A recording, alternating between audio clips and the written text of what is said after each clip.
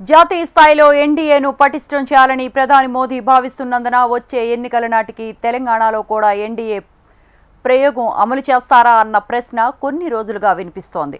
ఏపీలో తెలుగుదేశం, జనసేన, బీజేపీ కూటమిగా ఏర్పడి ఘన విజయం సాధించాయి. తెలుగుదేశం పార్టీకి సొంతంగా మెజారిటీ సమకూరినప్పటికీ ఎన్డీఏ కూటమిగానే ముందుకు వెళుతున్నాయి. ఇదే ప్రయోగాన్ని తెలంగాణలో కూడా అమలు చేస్తారా అన్న చర్చ ఇప్పుడు ఆ మూడు పార్టీలలోనూ నడుస్తోంది. తెలంగాణలోనూ బీజేపీ సంస్థాగతంగా బలంగా ఉండగా తెలుగుదేశం పార్టీ ఓట్ల పరంగా అంతో ఇంతో బలంగా ఉంది. జనసేనకు కూడా తెలంగాణలో కొన్ని ఓట్లు ఉన్నాయి. గత శాసనసభ ఎన్నికల్లో తెలుగుదేశం పార్టీ ఎన్నికలకు దూరంగా ఉంటోంది. అది కాంగ్రెస్ పార్టీకి కలిసి వచ్చింది. తెలుగుదేశం పార్టీ సొంతంగా పోటీ చేస్తే ఒక్క సీటు కూడా గెలవకపోవచ్చు. కానీ ప్రధాన పార్టీతో జతకట్టి పోటీ చేసే ఎన్నికల ఫలితాలను ప్రభావితం చేయగలదు. ఈ నేపథ్యంలో తెలంగాణలో మాత్రం ఎన్డీఏ కూటమి ఎందుకు ఏర్పడకూడదు అన్న ప్రశ్న ఇటీవల కాలంలోనే వినపడుతోంది. రైట్, ఇదే అంశానికి సంబంధించిన మరిన్ని అప్డేట్స్ మా కరెస్పాండెంట్ ఆర్కే లైవ్లో అందిస్తారు. ఆర్కే,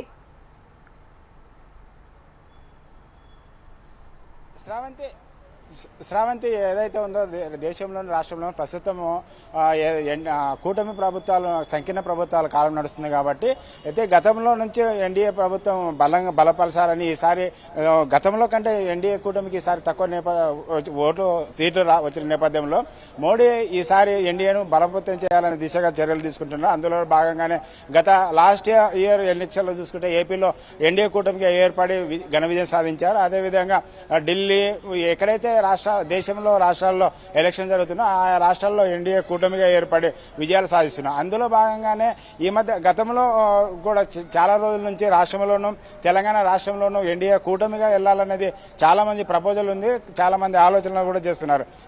ఇటు బీజేపీ నుంచి కానీ అటు అదేవిధంగా జనసేన నుంచి తెలుగుదేశం పార్టీ నుంచి అనేక సార్లు ప్రపోజల్ వచ్చాయి. గత ఎన్నికల్లో తెలుగుదేశం పార్టీ పొత్తులో పెట్టుకొని పొత్తుల నుండి ఎన్నికలకు వెళ్లాలని ప్రతిపాదించినప్పటికీ బీజేపీ నేతలు దానికి తిరస్కరించారు.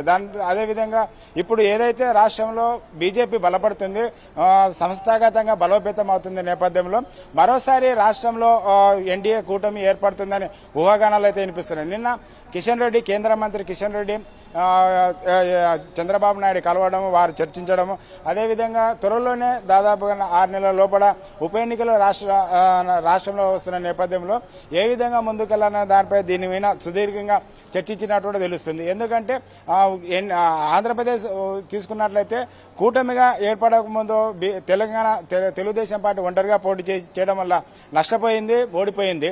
అదేవిధంగా కూటమిగా ఏర్పడిన తర్వాత 2024 ఎన్నికల్లో ఘన విజయం సాధించి అందులో ఇటు కేంద్రంలోనూ రాష్ట్రంలోనూ ప్రభుత్వంలో భాగస్వామిగా ఏర్పడింది. కాబట్టి అదేవిధంగా తెలుగుదేశం పార్టీ తెలంగాణలో తెలుగుదేశము, బీజేపీ, జనసేన పార్టీ కూటమిగా ఏర్పడి ఎన్డీఏ కూటమిగా ఏర్పడి ముందుకెళ్తే ఏ విధంగా ఉంటుందని చర్చిస్తున్నారు.